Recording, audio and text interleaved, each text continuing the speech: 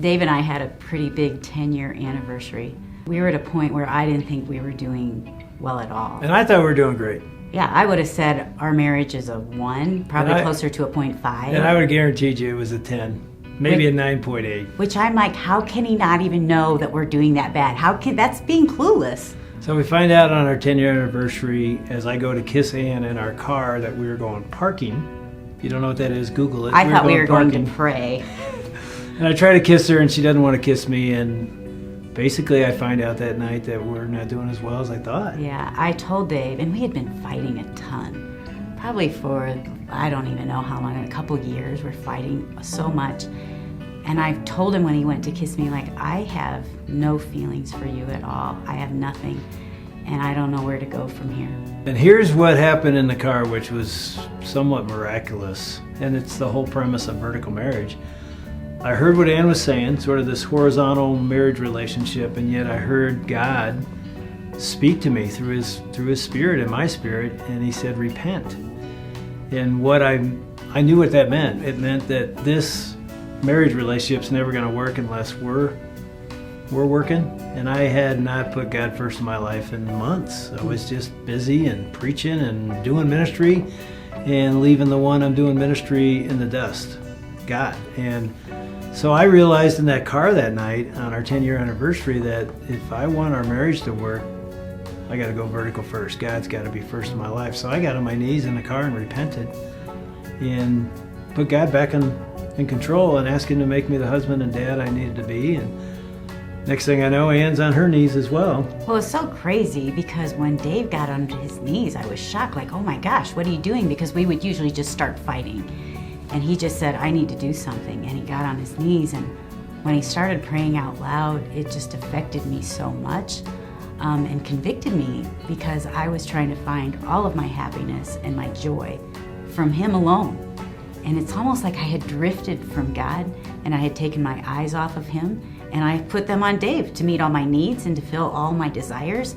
And it's almost like my marriage and Dave had become my God. It was almost like he was an idol. And so I got on my knees as well in the car that night and I just said, God, I've made my marriage an idol. I've put all my hope in Dave, thinking he could meet my desires and meet my needs, and he was never equipped to do that. That's your job. And so I put my life back in your hands, that you are the one that can fill all those desires and needs first. And then the practicality of how we live that out took some time because my feelings did not come back right away. We had to really put some work into our marriage. And that's what our book's about, really.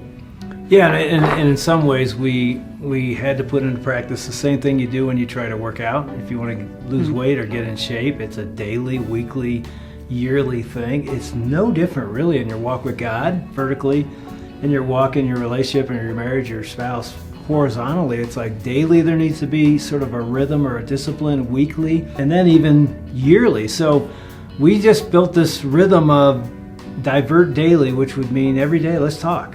Let's work on our relationship. Just catch up about the day. Same thing with God. Daily, let's work out with God. Let's spend time with him in prayer and the Word of God, worship. And I would say that too, like the prayer part was big. Like we started praying together every night. Even if one would fall asleep, I used to blame Dave, like, oh, you fell asleep. I'm not gonna initiate prayer.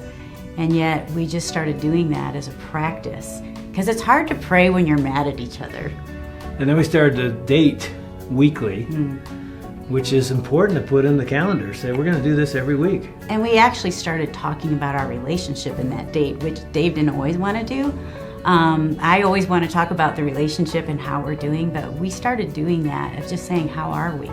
Because we wanted to be on the same page and not at a 1 and not at a 10. And I tell you, that time, daily, weekly, that in itself changed everything. Especially with young kids. Oh, it's like, you young parents out there, we thought we're leaving our kids, it's bad, and yet now we look back and I think our kids saw a model. And it was the best thing we could have done for our kids. Yeah, for our marriage. The best thing you can do as a parent is have a great marriage, so that helps. And then yearly or annually, it's like once a year or so, get away.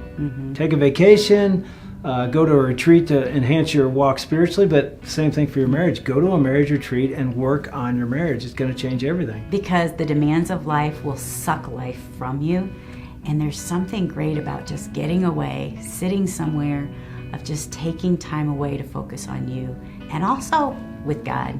Like that just rejuvenates your whole walk with God and your relationship with your spouse too.